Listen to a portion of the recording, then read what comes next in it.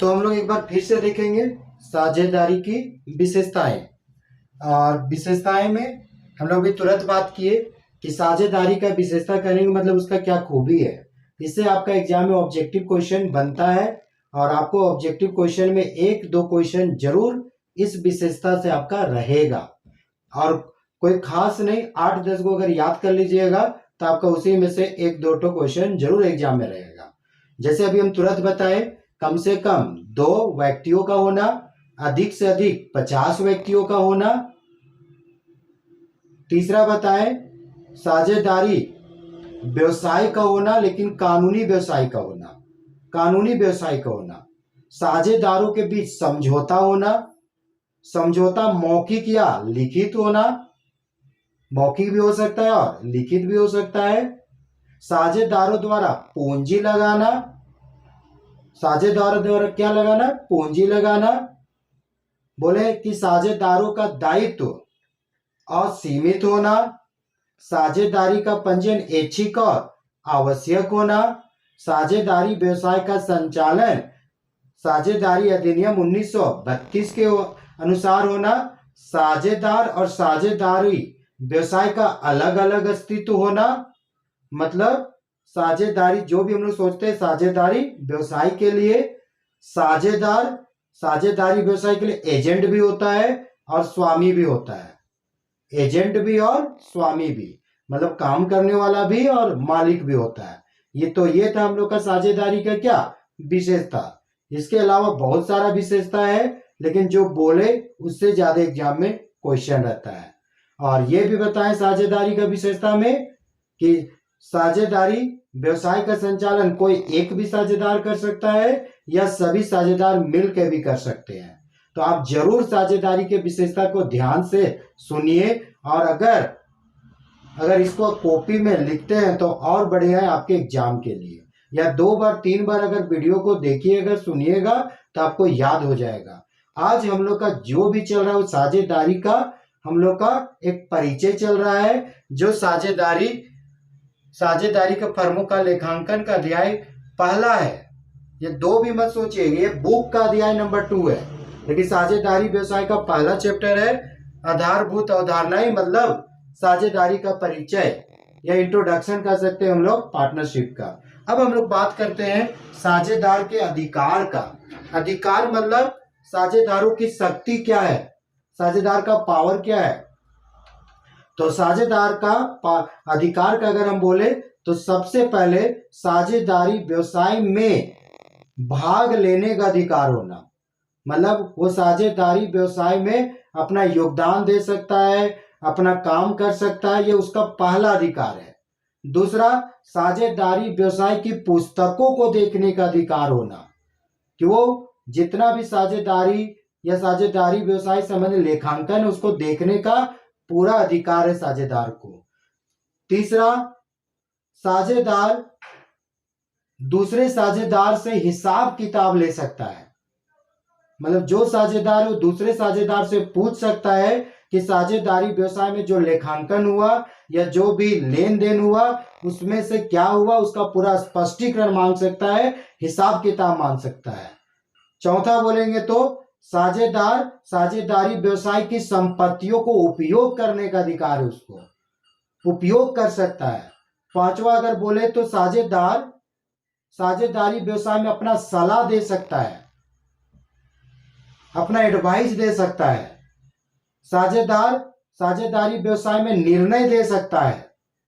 तो ये था हम लोग का साझेदार का अधिकार। साझेदारी व्यवसाय की पुस्तकों को देखने का अधिकार, साझेदारी व्यवसाय में भाग लेने का अधिकार, प्रबंध करने का अधिकार, साझेदारी व्यवसाय की संपत्तियों का उपयोग करने का अधिकार, साझेदारी व्यवसाय में जो दूसरे साझेदार हैं उससे हिसाब किताब लेने का अधिकार, लाभ हानि में हिस्सा पाने का अधिकार। तो ये था हम लोग का क्या साझेदार के अधिकार। अगर अब हम लोग बात करें साझेदार के कर्तव्य का, उसका ड्यूटी ऑफ पार्टनर या उसका उत्तरदायित्व का, तो अधिकार के साथ साथ उत्तरदायित्व होते, कर्तव्य होते। अधिकार बतलाता है कि क्या मेरा पावर, उत्तरदायित्व बताता है क्या हमको करना चाहिए। तो अगर हम उत्तरदायित्व या कर्तव्य का बात करें तो साझेदार का क्या कर्तव्य बनता है? तो पहला, ईमानदारी पूर्वक कार्य करना। ईमानदारी मतलब कोई तरह का छल कपट नहीं होना चाहिए, पूरे ईमानदारी से। दूसरा, परिश्रम पूर्वक कार्य करना, मतलब मेहनत से। तीसरा, निष्पक्ष होकर कार्य करना। निष्पक्ष कह सकते हैं मतलब कोई तरह का भेदभाव नहीं, वो अपना पूरा का पूरा साझेदारी व्यवसाय के लिए काम करे। चौथा, अपना निजी जो भी लेन देन हुआ उसको हिसाब देने का कर्तव्य, मतलब जितना भी अपने नाम से लेन देन किया उसको हिसाब किताब देना। हानि को सहने का दायित्व कर्तव्य होना, कि जो भी हानि हो उसको भी सहने का कर्तव्य होना चाहिए। उसी तरह अगर पांचवा बोले, जैसे अभी तक हम लोग क्या बात की है, कर्तव्य में ईमानदारी पूर्वक काम करना, परिश्रम से कार्य करना, निजी हिसाब देना, निष्पक्ष होकर कार्य करना, दूसरे साझेदारों में विश्वास रखना, मतलब ये नहीं सोचना है कि दूसरे साझेदार बदमाश है, चोर है, कि वो पैसा खा जाएगा। विश्वास रखना है कि अगर वो कर रहा है तो सही कर रहा है, विश्वास भी रखने का अधिकार है यदि कर्तव्य हो। उसी तरह अगर और कर्तव्य का बात करें तो अगर उसके कारण, जो साझेदार उसके कारण अगर कोई लापरवाही से क्षति होता है तो उस क्षति को पूरा करने का भी कर्तव्य है। फिर से एक बार सुनिए कर्तव्य। सबसे पहला कर्तव्य ईमानदारी से कार्य करना, परिश्रम से कार्य करना, निष्पक्ष कार्य करना, दूसरे साझेदारों में विश्वास रखना, अगर अपने कारण से, साझेदार के कारण से अगर कोई भी लापरवाही से अगर नुकसान हो तो उसको भरने का कर्तव्य। तो ये सारा चीज हम लोग का क्या था? कर्तव्य था, साझेदार के कर्तव्य। उसी तरह बातें बहुत इंपॉर्टेंट है, वेरी इंपॉर्टेंट, साझेदारी सलेख। सलेख मतलब होता है सलेख, जिसको हम लोग डीड बोलते हैं, पार्टनरशिप डीड या एग्रीमेंट। साझेदारी सलेख, सलेख, स मतलब समझौता, लेख मतलब लिखना। जैसे अभी तुरंत बताए थे आप लोग को कि साझेदारी समझौता मौखिक भी हो सकता है और लिखित भी हो सकता है। मौखिक कहने का मतलब है सिर्फ बोल चल के, और लिखित मतलब लिख के। तो जैसे साझेदारी समझौता तो हम लोग मौखिक भी कर सकते हैं, लिखित भी। लेकिन मौखिक में क्या दिक्कत है ना, कि अगर अभी मौखिक कोई भी साझेदारी समझौता किए और हो सकता है कुछ दिन के बाद, कुछ समय के बाद कोई भी साझेदार अपने बातों से पलट जाए, अपने बातों से मुकर जाए, तो दिक्कत हो सकता है, कठिनाई हो सकता है।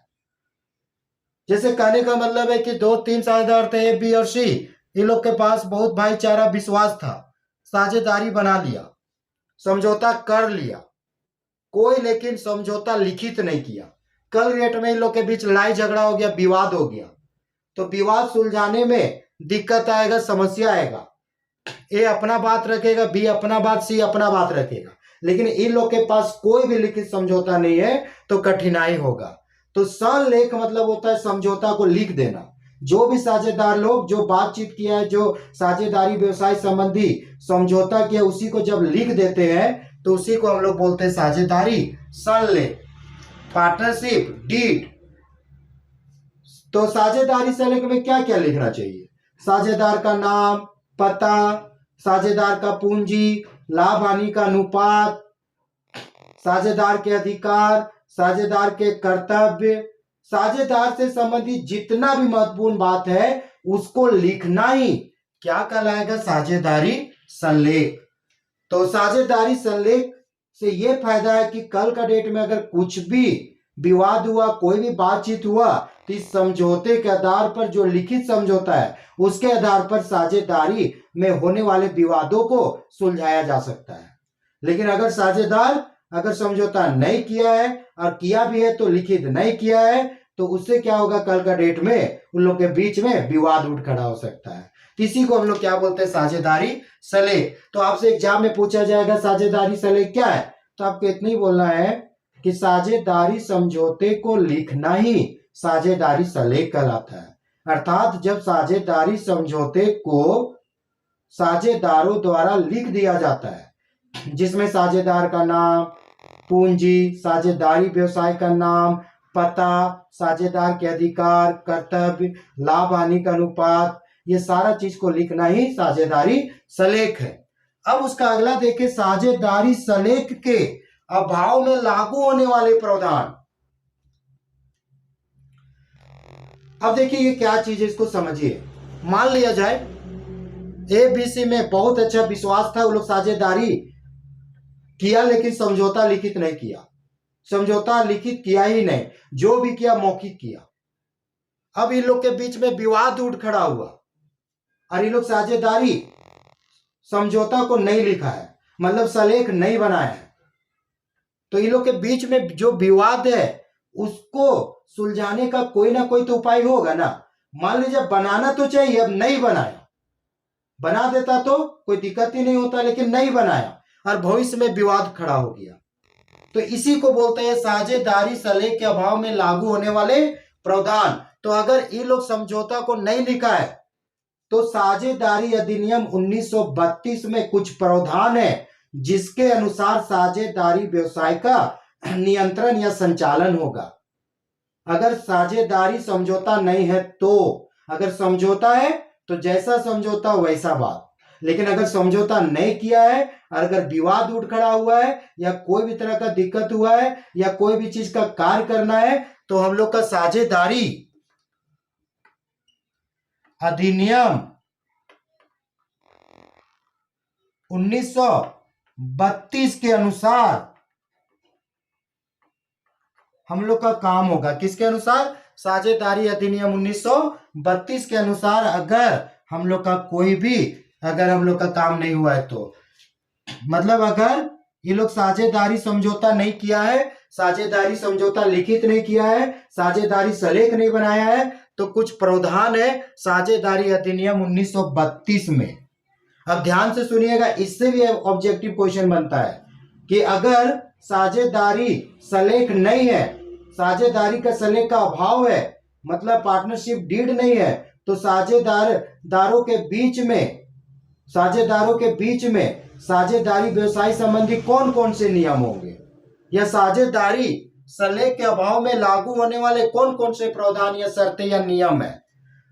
अगर साझेदारी सलेख नहीं है तो कौन कौन से प्रावधान होंगे उसके बारे में।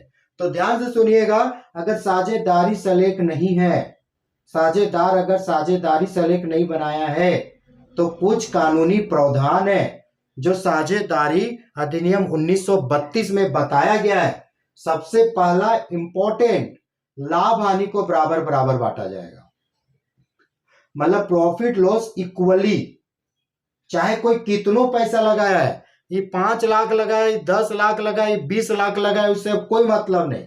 अगर समझौता नहीं है तो लाभ हानि को कैसे बांटेंगे? बराबर बराबर। और अगर समझौता पहले कर लेता तो जितना करता उतने ही में बांटते, लेकिन अगर समझौता नहीं किया है तो लाभ हानि को हम लोग बराबर बराबर बांटेंगे, पहला।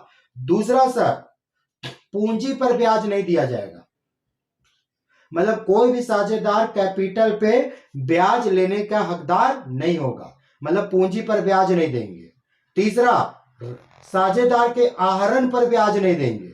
आहरण समझते होंगे, ड्रॉविंग्स। अगर कोई साझेदार अपने निजी उपयोग के लिए निकालते हैं तो उसको आहरण बोलते हैं, तो इस पर भी कोई ब्याज नहीं। चौथा, साझेदार के ऋण पर 6% वार्षिक ब्याज दिया जाएगा। 6% हम लोग को रेट से इंटरेस्ट देना होगा पर ईयर। अगर साझेदारी सलेख नहीं है तो कितना परसेंट से साझेदार के ऋण पर देंगे?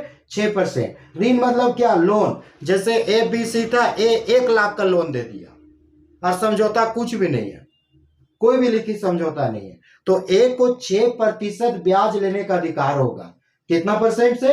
6%। ध्यान रखिए, ऑब्जेक्टिव में पूछा जाता है कि साझेदार के ऋण पर कितना परसेंट ब्याज दिया जाएगा, तो 6%। अगर तय 10% होता तो हम लोग 10% देते, 8% तय होता तो 8%, लेकिन कुछ भी नहीं बोला है तो 6% देंगे। और साझेदार को वेतन और कमीशन नहीं दिया जाएगा, ना उसको सैलरी देंगे ना कमीशन देंगे, अगर साझेदारी सलेख नहीं है। तो 5 नियम इंपॉर्टेंट है, याद रखिएगा, बहुत ज्यादा एग्जाम में पूछा जाता है। सबसे पहले लाभ हानि को बराबर बराबर बांटेंगे, पूंजी पर ब्याज नहीं देंगे, आहरण पर ब्याज नहीं देंगे, लेकिन साझेदार के ऋण पर 6% ब्याज देंगे। और पांचवा, कोई भी साझेदार को वेतन और कमीशन नहीं देंगे। तो इसमें से 2 क्वेश्चन बनता है कि साझेदारी सेलेक्ट नहीं है तो लाभ हानि को कैसे बांटेंगे, तो बराबर बराबर। दूसरा क्वेश्चन बनता है कि साझेदार के ऋण पर कितना % ब्याज देंगे, तो 6% वार्षिक। तो ये था हम लोग का साझेदारी सलेख के अभाव में लागू होने वाले प्रावधान।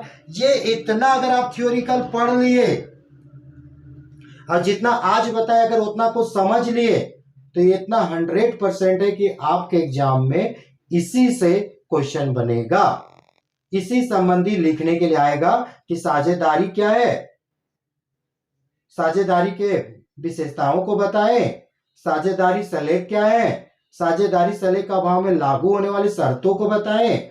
या ऑब्जेक्टिव क्वेश्चन बनेगा कि साझेदारों का दायित्व क्या होता है, साझेदारी का पंजीयन क्या होता है, या साझेदारी का पंजीयन क्या होता है, उसमें 4 दे देगा, अनिवार्य, ऐच्छिक, तो आपको ऑप्शन मारना है। तो ध्यान से इस वीडियो को सुनिएगा, समझिएगा, देखिएगा। इसके बाद हम लोग क्वेश्चन में जाएंगे। तो आज मेरा पूरा फोकस है साझेदारी का अर्थ और साझेदारी का परिचय। आप बार बार इसको रिवाइंड करके जरूर देखिए, बहुत काम का चीज है अगर आप कॉमर्स सेकेंड ईयर के हैं और जिसको अगर एग्जाम देना है 2022 में। अब सुनिएगा, ये तो थ्योरिकल बात हुआ।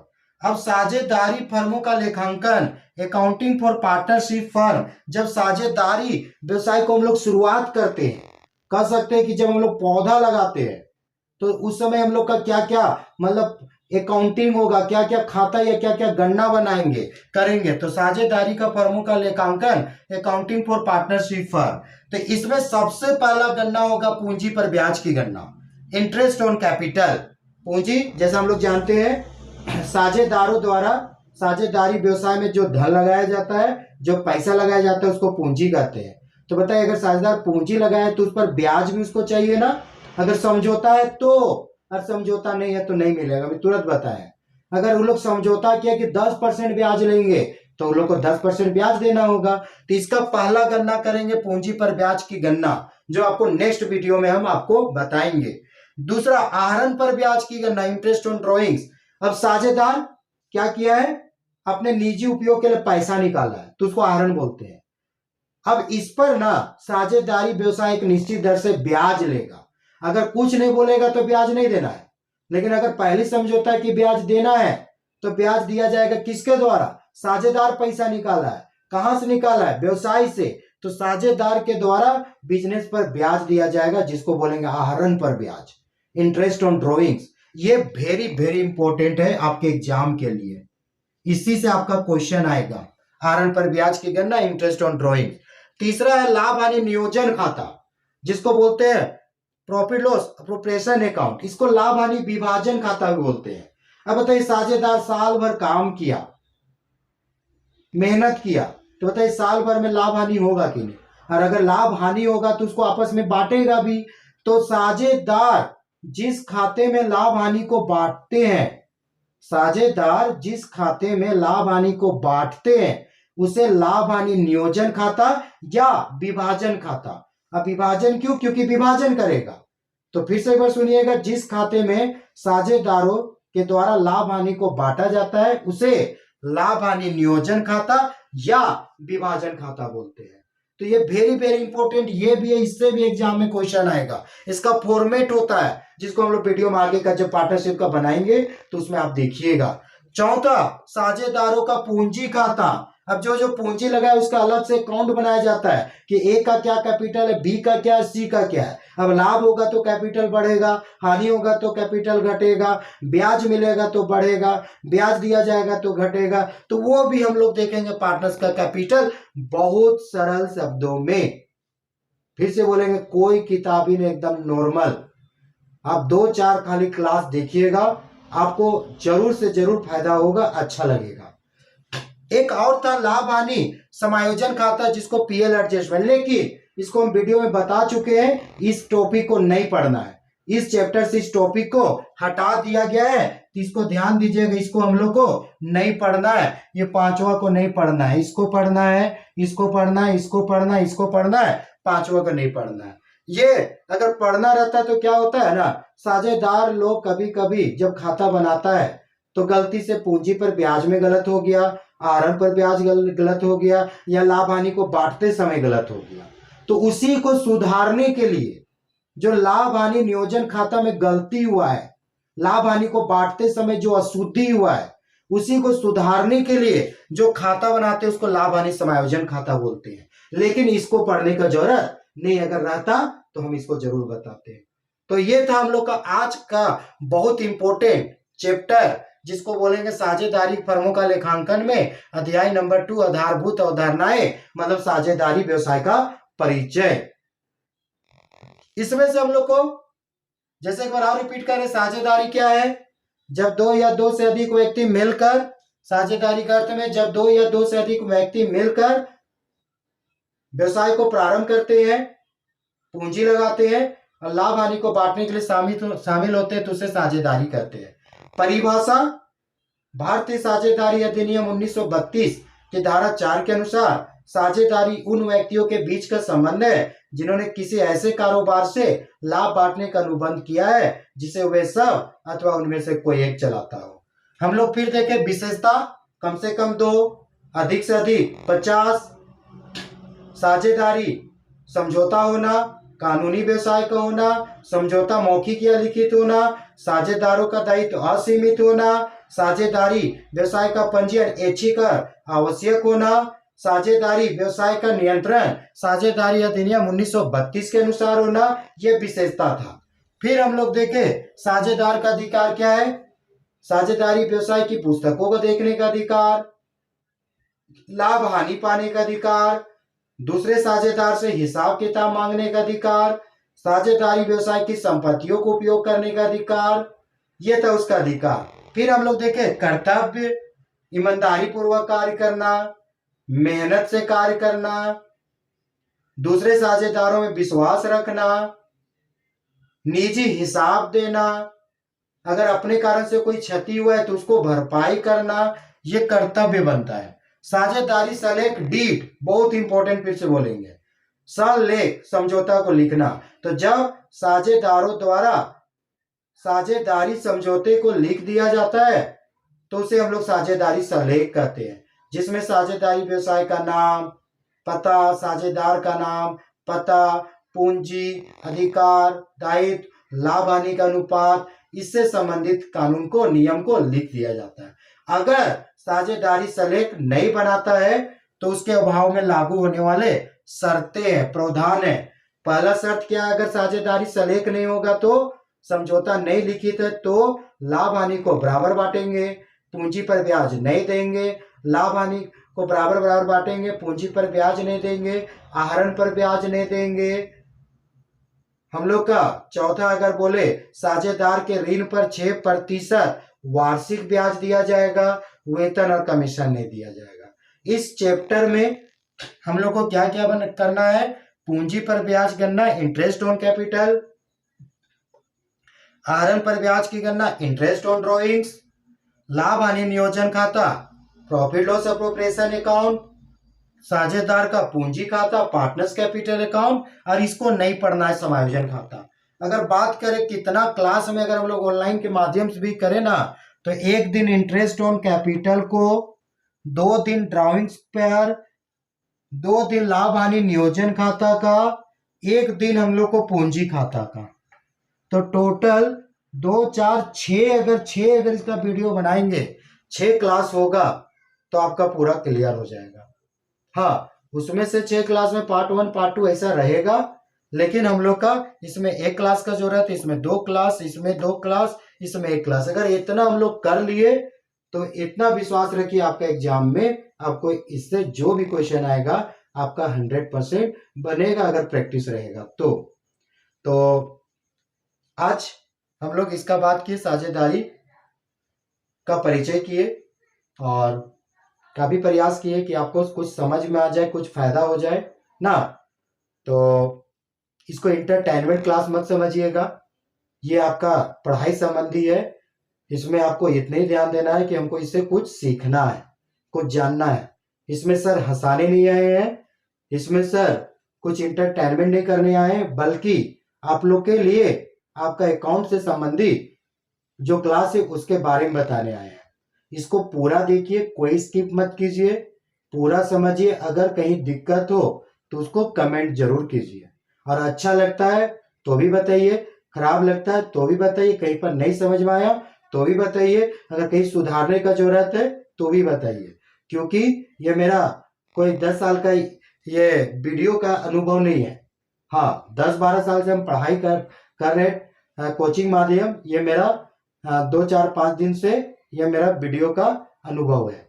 तो अगर आप हमको कुछ बताइएगा, सुधारने का कीजिएगा, तो हम अपने में और सुधार करेंगे, तो हम आपको और अच्छा दे पाएंगे। हम आपसे कुछ सीखेंगे, आप हमसे कुछ सीखिए। तो अगर अभी तक कोई चैनल को सब्सक्राइब नहीं किए हैं तो रिक्वेस्ट है कि चैनल को सब्सक्राइब कीजिए। आपको एक से एक वीडियो मिलेगा, मार्केट में नहीं, ऐसा जो है बताएंगे मार्केट में नहीं मिलेगा, ठीक है ना। और उससे आपको बहुत फायदा होगा। अभी तक अगर चैनल सब्सक्राइब नहीं किए तो रिक्वेस्ट है कीजिए, लाइक कीजिए, शेयर कीजिए कि दूसरे को भी मिले, अधिक से अधिक तक को जोड़िए, तो हमको और हिम्मत मिलेगा, हम और अच्छा करेंगे। और मेरा चैनल का नाम है यूनिक कॉमर्स क्लासेस। इस चैनल में यूट्यूब से आप डायरेक्ट जाके आप देख सकते हैं, उसमें बहुत सारा वीडियो डाला हुआ है, आप उसको भी एक बार मारिए सर्च, और उसमें आपको अच्छा खासा देखने के लिए मिलेगा। हाँ, मेरा नाम हुआ प्रदीप गुप्ता, और मेरा इंस्टीट्यूट का नाम है यूनिक कॉमर्स कोचिंग सेंटर, जो सोसाई आश्रम मांडर रांची में है। ये मेरा नंबर है 9534067973। ये मेरा व्हाट्सएप नंबर भी है, इसमें भी आप कुछ भी पूछ सकते हैं। तो इतना ही करके हम आज का क्लास समाप्त करेंगे, और उम्मीद है आज का क्लास अच्छा लगा हो। धन्यवाद, थैंक यू।